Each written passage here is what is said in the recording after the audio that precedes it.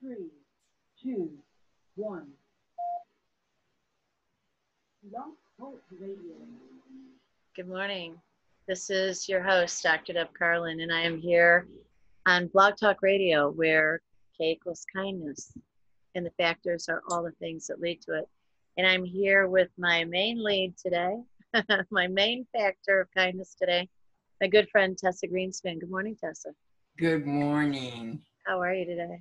I am absolutely wonderful. Thank you. So I love that we get to spend every Tuesday together doing Tuesdays with Tessa. Yes, I agree. Mm-hmm. This has actually meant a lot to me because especially during this weird era of 2020, we're not able to say, hey, you want to meet up for, and then whatever. Mm-hmm. Do you want to come over? There's these boundaries that have been put in place, and it's not just about masking, and it's not just about social distancing. It's really about a fear factor and an overwhelm and a caution. And I think the worst part of it is the way that we have been trained to say, oh, I'm not masking to protect me. I'm doing it to take care of you. As polite as that sounds, it makes us feel selfish when we're trying to reach out to people that we love. Isn't that just heartbreaking? It is, and it really is. It's really about others and their security. It really isn't as about you as it is helping other people feel safe. Yeah. The thing that bothers me about that is how many people feel so afraid. And the reason I bring it up is not just because in terms of sociologically, it's an era that we're in the midst of, but we all have things on the path of our development that put us in fear, right? Yes, and it's rampant right now. I mean, it really has escalated the fear in the whole country. And so that is a energy that we really must protect ourselves from, because fear can be just paralyzing. Yeah, absolutely paralyzing. And along the path of your life and the ways in which we've talked about from whence you came and the things that you've had to deal with, you certainly had opportunity to sit and look at fear and recoil and think, oh no, I'm just going to stay back here. And you never did. No, I didn't. And I really didn't think about that. But the point of it is, I never considered being fearful. Yeah. It was just taking care of it. Yeah. Finding the solutions, not being fear, just finding the solutions to the next. Now, people are going to say, well, you make it sound so simple, but it really is, isn't it? No, it isn't. It's simple on one hand, but on the other hand, it is a lifelong practice too. It is sort of, I mean, when you're rewiring your brain for being positive, it is a consistent, lifelong practice. So it's really not something that's easy. It's just choices. It's what I choose. Mm-hmm. And I'm telling you, as we're sitting here talking, my life has changed yet again during our Tuesdays with Tessa. So we've got about 4 episodes that have been published on the Deborah Carlin YouTube channel, and they've been posted on social media so that when I have them posted on my sites, you can have them shared over onto yours. But I want people to understand that in each of our conversations, our whole conversation is about having everybody read the book that hasn't been written. Mm-hmm. This is the talking book. Mm-hmm. This is the trailer for the movie. Yes. You know? Yeah. Uh-huh. And we're laying the groundwork for something absolutely magnificent because it's about healing. Yes, it is. And what the world needs now is love, sweet love, and healing. Yes. I don't know if I mentioned it on this show last time or on another broadcast, but I keep playing It Was With You. I keep playing Dionne Warwick, What the World Needs Now. Yes, yes. Mm-hmm.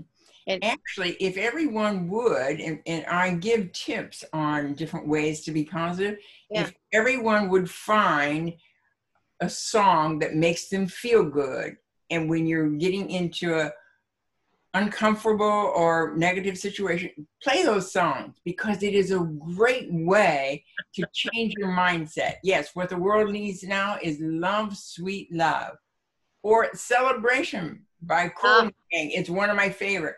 yes, What a Wonderful World by Louis Armstrong. right. These are my favorite songs. So it's really what we put in our mind and the choices that we make to make these changes, or consistently be in a positive, more helpful frame mind. You know, it's funny because as you're saying that, I'm thinking people, when I'm teaching people mind control and a very specific meditation, they'll tell me, I really want to do it, but my mind is going over here and over there. And I'm thinking, okay, I wonder if I close the refrigerator door. And, you know, just one random thought after another. So what music does that's so amazing is it infiltrates every part of us. It changes our frequency from being passive when you meditate to being really engaged. Yes. But it is a meditative state because you're completely outside of yourself. You can't sing Zippity Doo Dah or Don't Worry, Be Happy, or any of the songs that you mentioned and stay in a funk. It's so true. And I have another suggestion that I tell people, that you cannot not do it and not smile. And that is go outside and skip, because you feel so silly, so stupid. Go skip. If you're in a really bad spot where things are really piling up on you, go outside and skip. Oh my gosh. You have to change your mindset. So really what we're talking about is changing your mindset. Yeah. From something. And another thing that I have said is to work at being in the moment. If you're walking in the park, if you're with someone, be in the moment. Don't be thinking about all of the other things that you have to Oh, yes. Be in the moment. Yes. Be with that person. Listen to them. Yes. Really listen. People know when you're really listening to them too. I know. Being in the moment is a practice that is so helpful. That helps you with meditation. Yes. Being in the moment. Yes. So let me take us back to the skip. Immediately when you said that, I thought about being in grade school doing skip, skip, skip to my loo, skip, skip. Yeah. You know, when you go outside and you start to skip, you know, if you've got the privacy of your own property, far out. If you don't, the joy that you're going to give other people as they see you skipping is hilarious. And or they may think you're crazy. we need to spread the hilarious. Yes. I mean, maybe if there's any peaceful protest, if there's such a thing anymore, maybe we should ask people to show up skipping. Yes. You know, because that would break the state. And then maybe we could get people who are rioters, if we can get their attention, to also think, well, those people are having fun. Now, I know people are going to slap me right upside the head with that comment, you know, like I don't get the serious business of it. No, I don't get the aggressive business of it. And people are behaving the way that they're behaving because they don't have what we're talking about in our show today. Our conversation, excuse me, and the lead in for today's episode is about love. It's about laughter, and it's about leadership. Yes. And leading with those two things, love and laughter, really helps you to be a great leader, actually. yes. Whether it's in your own home, yes, or it's out in public. Yes. Yeah. When you and I walk in a room, people look in our direction because we're known for those two things. Yes, that's and true. It really is. And then when we stand up at the podium and we are delivering our keynote, that is what we lead with, is love. We tell a very deep story. We tell things that we think are going to attach to people. And and incite something, instill something that makes them feel our love and the love that they have for themselves and others. And then we always try to lighten it up in terms of something that's going to get them laughing. Have fun. You know, there was something I was doing that I wasn't enjoying, and I made a decision. This is not fulfilling me. I'm not going to do this anymore because I'm not having any fun. So it's really decisions that you make also. I mean, I just discovered that, or not discovered it, but just made a decision that if this isn't fun, I'm not going to do it. Thank God that I have the choice. Yes. It's also choice. I can choose what is fun and what isn't. What brings me joy. What helps me to feel so good. And by my feeling good, I'm able to spread to the world. Help you to feel good about yourself. Absolutely. So one of the things that I've been discovering is I'm used to having animals, having dogs, having some cats, having, wild animals on the property, and I get to see a moose or an elk or deer and fox, whatever it is. And so I've been feeling the loss of that. And I've been very, very much attaching to my plants, which is a good thing. So I was out in my den this morning, and I was talking to a plant that I had repotted yesterday. Or was it yesterday? No, it was on Sunday. I was just kind of piddling around here a little bit, working and piddling around. And this pot was really tight with a root-bound plant. And it looked okay, but I knew that pretty soon it was going to start to be in agony. So before the slow growth season comes of autumn and winter, I really wanted to give it a chance to get split, to get repotted, to spread its roots. And it was really funny. It was beautiful to do. And I was very gentle patting the soil around it. And when I went in the den this morning, I was talking to this plant. And I was saying, you know what? You are really beautiful. You look great. Oh, that makes a major difference. It's an energy that you're giving them. Yes. It's our frequency. Yes. It's the cellular connection. Yes. It's petting that plant and also looking to see if there's any insecticide, insect infestation. That's a good word, though, insecticide.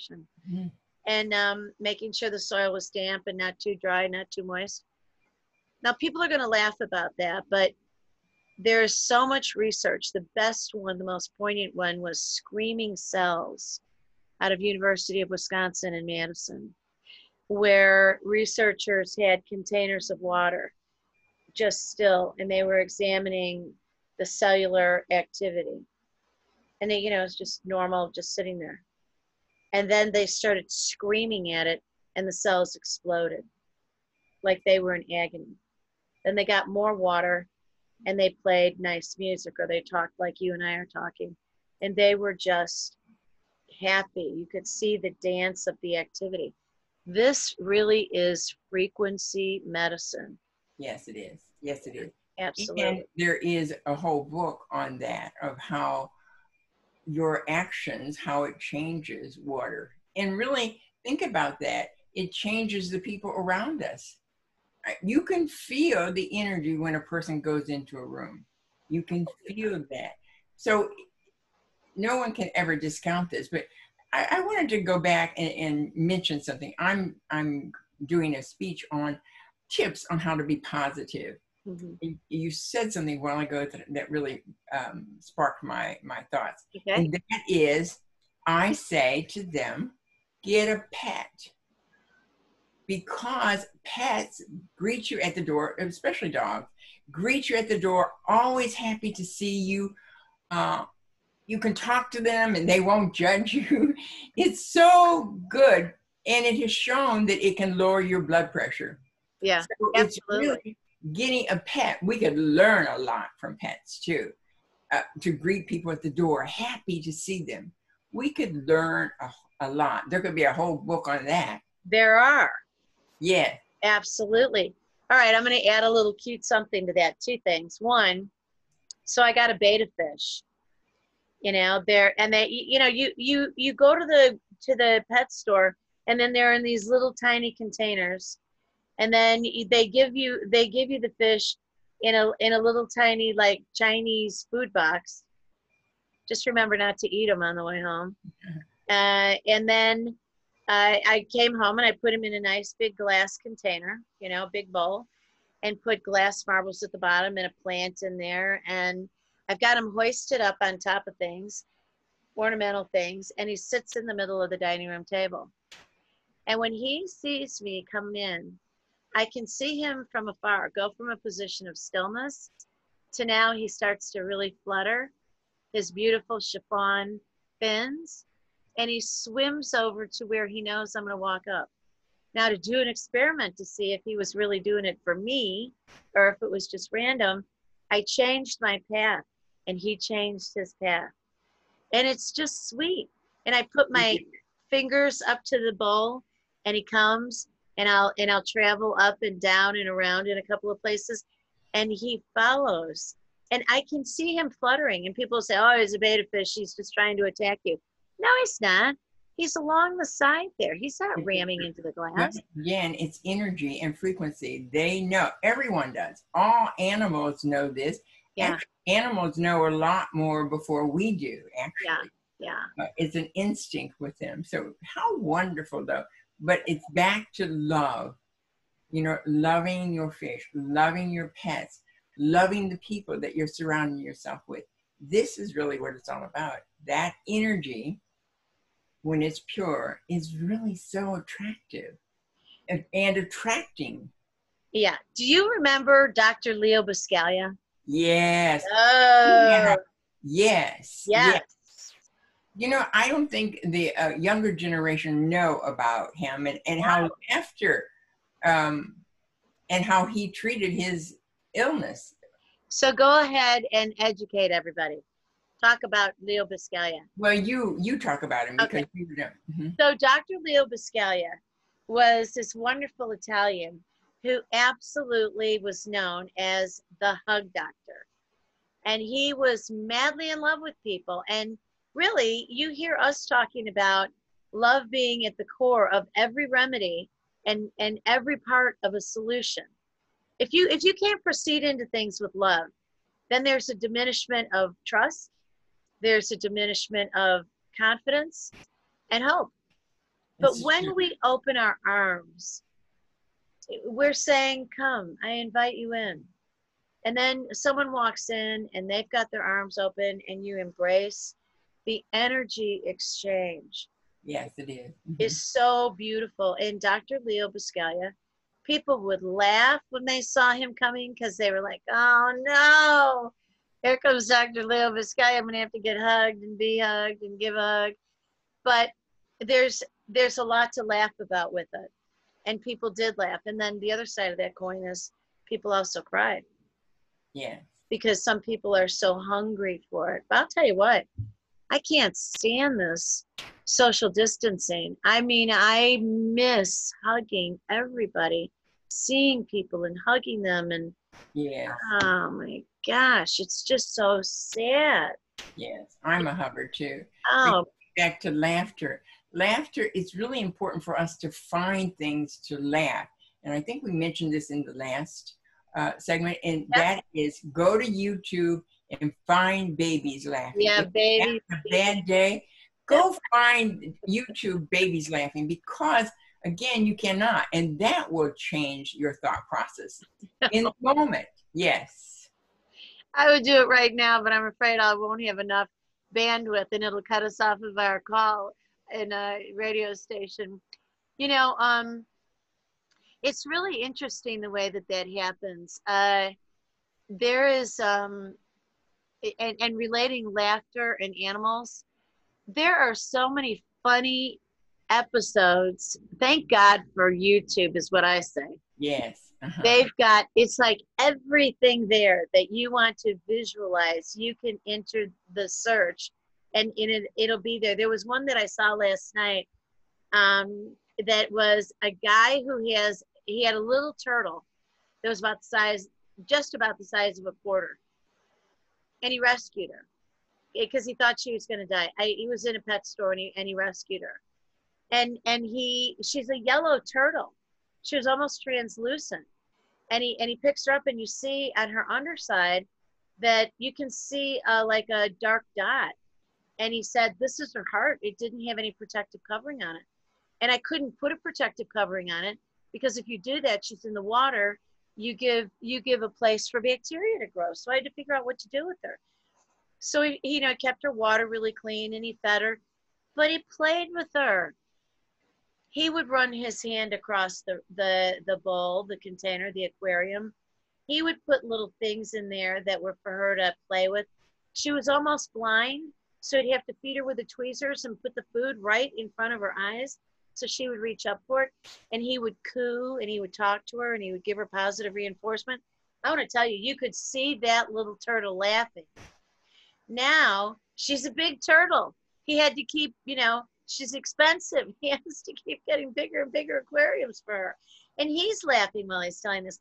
But the way that she flutters and splashes and plays, the healing authority, what happens to us from psychoneuroendocrinology, we know very clearly, psychologically, neurologically, in our endocrine system, that whatever mood we have, we're releasing these neurotransmitters into our system. Let's get the good ones going. I totally agree. And so it just shows that not only water, but animals and plants and people all respond to us, to our energy, to our frequency, and our love. Whatever we're putting out in life really is received by someone or something, or a plant or an animal. Absolutely. And they know, I just read something on dogs. They know who has good energy. Oh, yeah. If a dog has a tendency to bite people, it usually is people that really do not like dogs and that have anger or whatever. So it's interesting. Life is so interesting, and it is so much fun if you choose to fill your mind with the things that are fun. Now, This doesn't mean there aren't a lot of different things and fear and strife and tragedy in life. We can only do for us, though. Yes. We can't fix other people. But what we can do is fill our heart with love, and that is living in the moment, practicing, being open to receive, and who we can serve today. Our most awesome leaders, and I have been intentional about wanting to lead with the qualities of those who I watch and admire, because they make me feel good. They make me feel happy. Yes. They energize me. They help me touch deep within my own self, and they also help me think about things. And I absolutely adore walking into a room and knowing that I'm going to have things on a PowerPoint slide, that I'm going to have music being played, whether it's live or it's piped in, that is going to lift people up and get them feeling really happy, and leading with that, and saying things during the opening that is going to get people laughing, getting people to do something that is an icebreaker around the room, that doesn't embarrass them, but that is funny, something, that people, it lets them go of what they came in with, first of all. Yeah, their inhibitions, their other mood. Yes. Yeah. So give us an example of a funny icebreaker. Oh, great. Thanks a lot. It's asking people something about what is the most ridiculous thing that you've done recently. And, somebody, yes, and people will say the most outrageous things. It doesn't sound outrageous, but I know one guy said, well, I did it today. I've got on 2 different color shoes. I didn't have a clue. And he really did. He had on 2 different color shoes. He got dressed in the dark and came flying out to an early morning meeting. People will fess up that oh my God, this was horrible. This happened to somebody that I really, really know. And they were so humiliated, and they made it to the meeting anyway. They were backing their car out of the garage. And they always are early. So they're backing their car out of the garage, and they had not closed the back door of the car. on the passenger side. So that door was open, and somehow they were in a rush. They didn't make note of it. They had taken groceries out, you know, private property, so I didn't have to worry about it. But they had taken out a bunch of groceries the night before, left that door open. They pulled out of the garage, and boom, the door snapped right off. The back door of their car snapped off. And they came to the meeting. I said, "Where's your door?" I don't understand how the whole thing happened. I don't understand how come the garage didn't collapse. But I mean, everybody was amazed, but the person was also telling the story and laughing about it. And it's ridiculous.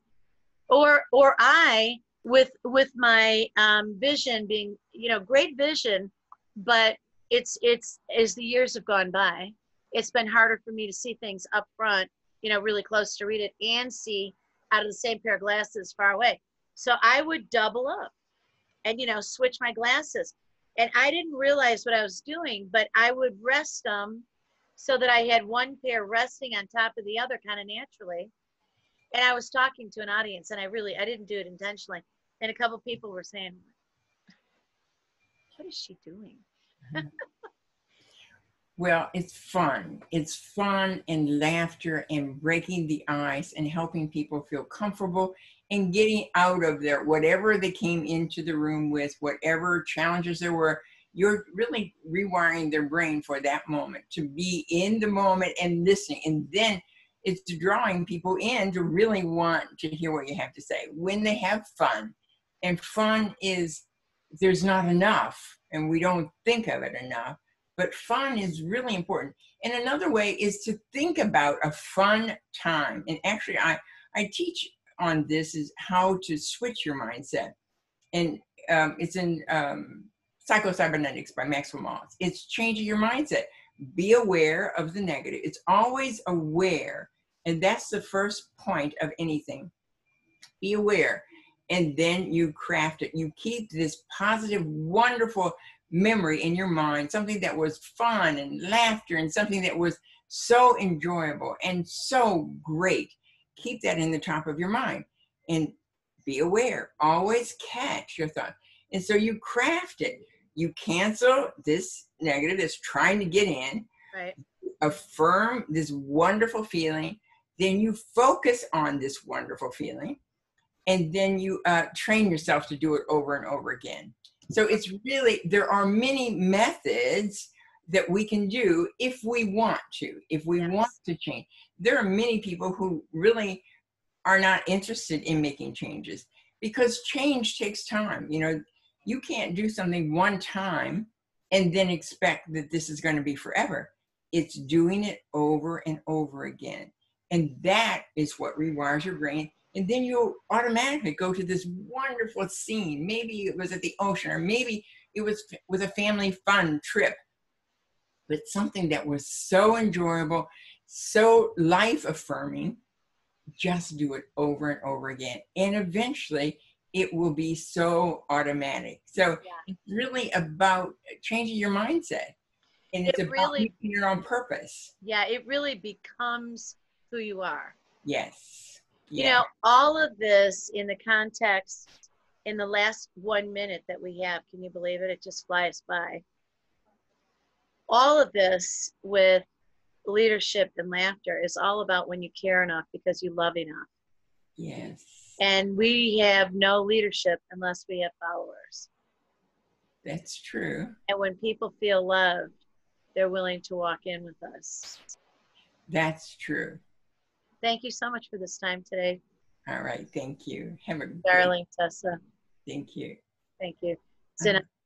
Friends, this is your host, Dr. Deb Carlin, here on Blog Talk Radio at the K Factor, where K equals kindness, and the factors are all the things that lead to it. And I bring to you every Tuesday my conversations with Tessa, because she brings so much into my life and has for decades, personally, professionally, spiritually, intellectually, emotionally, through laughter and love and her leadership. So I hope you enjoyed this week's episode, and we'll be back again in another week to do it one more time. Thank you. Thank you, Tessa. Uh-huh.